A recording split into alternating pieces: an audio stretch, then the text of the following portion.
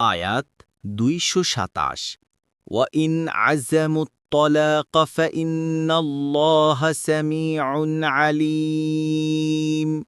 অনুবাদ, আর যদি তারা তালাক দেয়ার সংকল্প করে তবে নিশ্চয় আল্লাহ সর্বশ্রোতা সর্বজ্ঞ। তাফসির ১ নং ফুটনোটের বিবরণ। ইসলামী শরিয়াতে বিয়ে হচ্ছে পরস্পরের সম্মতিক্রমে সম্পাদিত একটি চুক্তিস্বরূপ। যেমন ক্রয় বিক্রয়ের মধ্যে আদান প্রদান হয়ে থাকে, অনেকটা তেমনি। দ্বিতীয় দিক হচ্ছে এটি একটি ইবাদাত। সমগ্র উম্মত এতে একমত যে বিয়ে সাধারণ লেনদেন ও চুক্তির ঊর্ধ্বে একটা পবিত্র বন্ধনও বটে। যেহেতু এতে ইবাদাতের গুরুত্ব রয়েছে, সেহেতু বিয়ের ব্যাপারে এমন কতিপয় শর্ত রাখা হয় যা সাধারণ ক্রয় বিক্রয়ের ক্ষেত্রে রাখা হয় না। আর তালাক, তা বিয়ের চুক্তি ও লেনদেন বাতিল করাকে বোঝায়।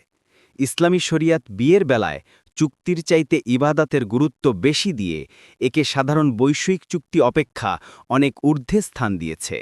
তাই এই চুক্তি বাতিল করার ব্যাপারটিও সাধারণ ব্যাপারের চাইতে কিছুটা জটিল। যখন খুশি, যেভাবে খুশি তা বাতিল করে অন্যের সাথে সম্পর্ক স্থাপন করা চলবে না, বরং এর জন্য একটি সুষ্ঠু আইন রয়েছে। এই আয়াত থেকে পরবর্তী কয়েকটি আয়াতে এরই বর্ণনা দেয়া হয়েছে।